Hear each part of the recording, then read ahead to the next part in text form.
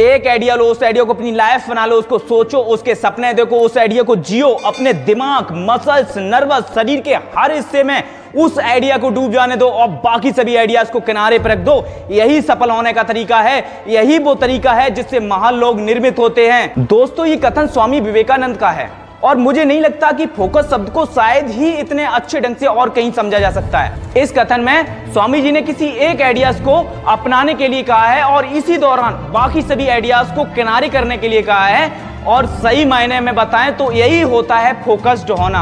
अब बात करते हैं ये फोकस करता क्या है। हम सभी लोगों ने बचपन में एक लेंस जरूर यूज किया होगा।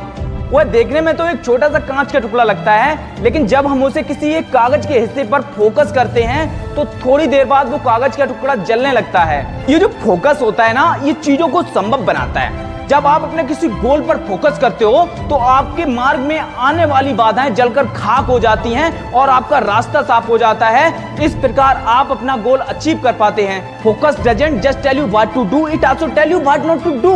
फोकस सिर्फ यह नहीं बताता है कि करना क्या है, यह भी बताता है कि क्या नहीं करना है। फोकस आपको आपके गोल से बांधता ही नहीं है, बल्कि बेकार की चीजों से भी बचाता है। अब बात ये आती है, क्या फोकस्ड रहना आसान है? जी हाँ, बिल्कुल सर। अगर आपको कुछ वर्ल्ड क्लास करना है तो आपको उस काम में डूबना ही होगा और तब तक लगे रहना होगा जब तक आप अपने एफर्ट्स को फिजिकल रियलिटी में तब्दील होते हुए ना देख लें। बीच में बहुत सारे डिस्ट्रैक्शंस आएंगे, लेकिन उस वक्त आपको अपना फोकस लूज नहीं करना है, और ऐसा तभी संभव होगा जब आप अपने काम में पूरी तरह से बिलीव करते हो। इस मुश्किल समय में जब आपके माइंड में सेल्फ डाउट आने लगते हैं तो आपका बिलीफ सिस्टम ही आपको डिस्ट्रैक्ट होने से बचाता है। इसलिए काम शुरू करने से पहले उस पर अच्छी तरह से सोच विचार कर लीजिए। एक बात याद रखिएगा, कुछ शुरू करने से पहले आपको अपने काम में सक्सेसफुल होने का बिलीव रखना बहुत जरूरी है।